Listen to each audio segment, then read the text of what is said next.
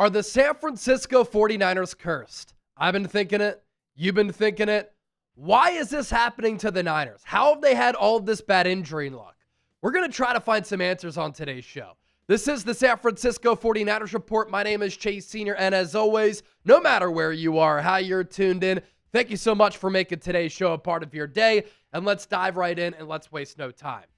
There was this graphic that popped up during that broadcast on Sunday on Fox when the Niners were getting blasted by the Houston Texans, Pauls, and it read like this.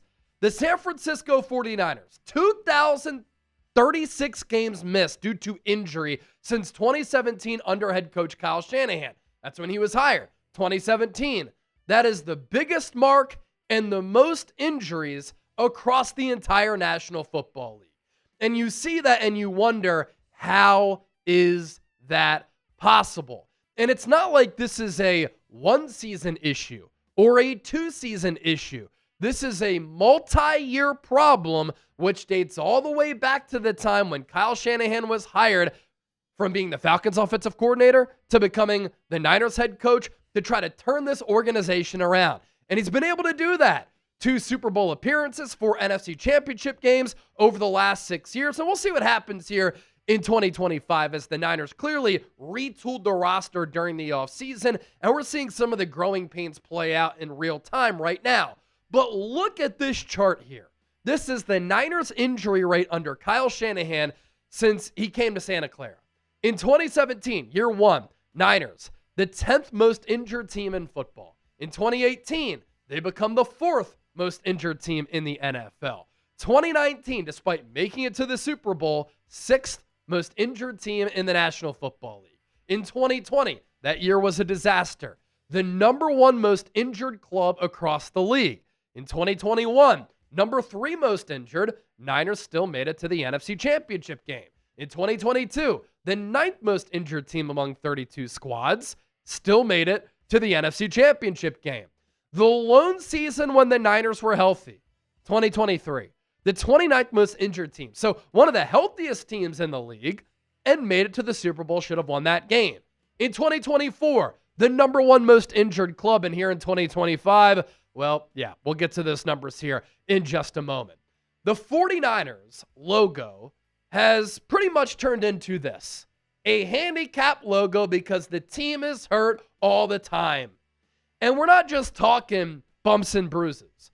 We're talking about bumps and bruises, but also severe injuries. We're talking about career-altering ailments and injuries as well. And here this season, the 49ers already leading the NFL in injuries. After last year, they're the most injured team in the league. San Francisco leads the NFL with 14 players on injured reserve so far, according to Sumer Sports. 85 adjusted games have already been lost for this team this year.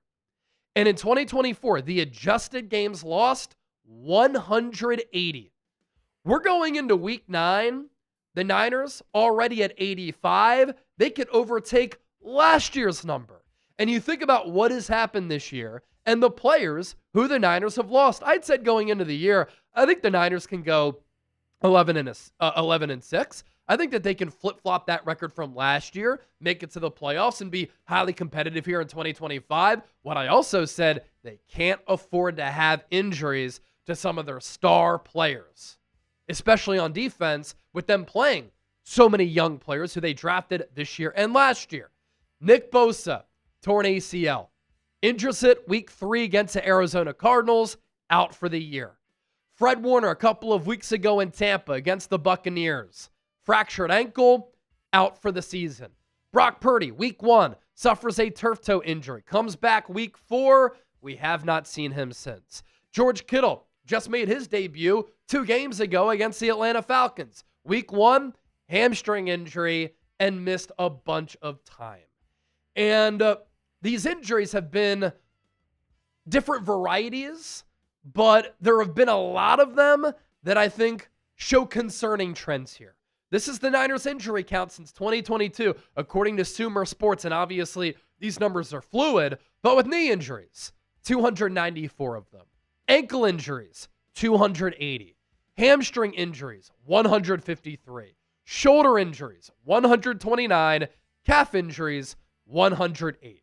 So we're talking soft tissue, we're talking ligaments, we're really talking everything. And the major mystery here, why does this keep happening to the San Francisco 49ers? You think about all the other teams across professional sports, not just in the NFL. It seems like the Niners are the most injured club, the most snake-bitten team in professional sports.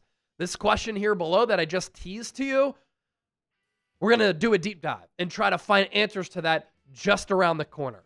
But I am very excited to welcome on a brand new sponsor here on the San Francisco 49ers Report, Harry's.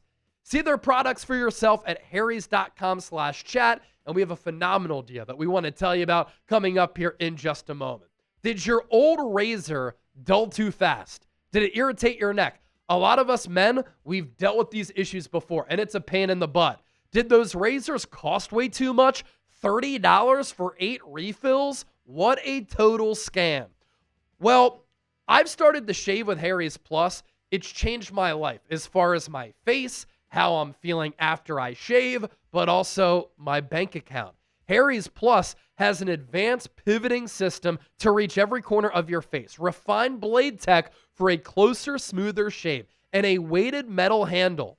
Harry's heaviest handle ever. For added control and comfort, that's a sneaky big thing for me. With Harry's Plus, you get a barbershop quality shave with German engineered blades. Each blade is honed at 3 different angles to cut hair cleanly at the root without tugging.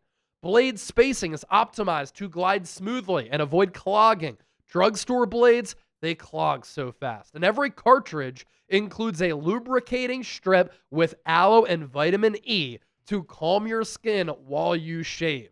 Harry's owns their own world-class blade factory in Germany.